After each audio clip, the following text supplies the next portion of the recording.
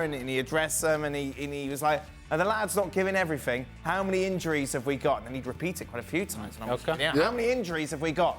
How many injuries have we got? He'd say it quite a few times. Okay. You can't handle the truth. What? I'm sorry. It's what? Is this? No, it's a big deal you're going to ask? No, is this something that you would applaud him doing? Yeah, I have absolutely no... No, I think Kieran Trippier carries a certain amount of respect in the North East. One, not just because of his career that he enjoyed before arriving at Newcastle, but I think I'm right in saying he was the first player to join that January after Eddie Howe with Newcastle rock bottom. And that kind of changed a lot of the outlook around, well, certainly that transfer window changed a lot of the outlook. So Kieran Trippier gets a lot of credit for being first to kind of buy in. And secondly, you understand the frustration. As a player, you're frustrated. As a fan, you're frustrated if you make that long a journey down to the South Coast and the team doesn't win. So you understand that frustration. But I think for both fans and players alike, once you come away from it, once you recognise why it's happening because of the injuries and because of how stretched you are with all the competitions that you're competing in, you understand. And while, yeah, it's disappointing, you do understand. Having said all that and having known you, I can't imagine you're the sort of person who would engage with any of that. I wouldn't mind engaging. No, I think you can have those conversations. But you would? You would go over and talk to them? Yeah, I think you absolutely can. In this circumstance, as I say, if you aren't playing well and you're down the bottom and you're really struggling and fans are really angry, that's a conversation you don't want to have. Right. But right now, we're just going through a bad spell with reason. And it's just about recognizing that reason. So it's, as conversations with fans go, this is one of the easier ones. Would you engage with the LA Galaxy fans shouting at you, saying that you wish that you went to Venezuela? No, I don't think so.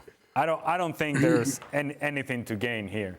And I know that as a player, you want to give explanations and you want to have a connection with the fans, but you want to have a reasonable conversation. And at times, what makes fans the way that they are, as passionate as they are about your club and about you as a player, sometimes it's very unreasonable. And in a moment in which frustration is leading the conversation, then reason goes out the door. And you can't have a reasonable conversation with somebody who's just yelling and shouting. Right. At that point, I think the message gets lost. When you were captain of Wigan, would you do something like this, Mario? Would you go and talk to the fans? Yeah, because, you know, there are moments like, I totally agree with the guys. You don't want to do it, right? But you're still an emotional person. And I think sometimes people don't understand it because as emotional the fans are, you are also sometimes. And there are moments in football that we are not in control. And I think when Trippier walked up, it was not him saying, I'm going to do that. It was just more leading, the emotions were leading him towards that. And what he did, I think, you know, what I do like what he didn't step too close to them because they tried to touch him and he stepped away. Of course, maybe he emphasized it a lot, like, don't you know how many injuries we have? Don't you know? Like emphasizing, like kind of like, hey, dude, come on, wake up. Come on, you can see what's happening to the team. But having said that, yeah, we talked to them. I had moments as well when the team was playing well. And you know what the worst part is then? After the game, when you lose the game, and you know your team is a bad situation, and you got to walk over and clap for them. It's not because you clap for them because you're doing it, and you're saying to yourself, I know I have to clap for you guys because I need you as much. I need you now even more than you guys think I need you because the team is not performing. So I need your sound. I need your loudness. I need your drive behind us.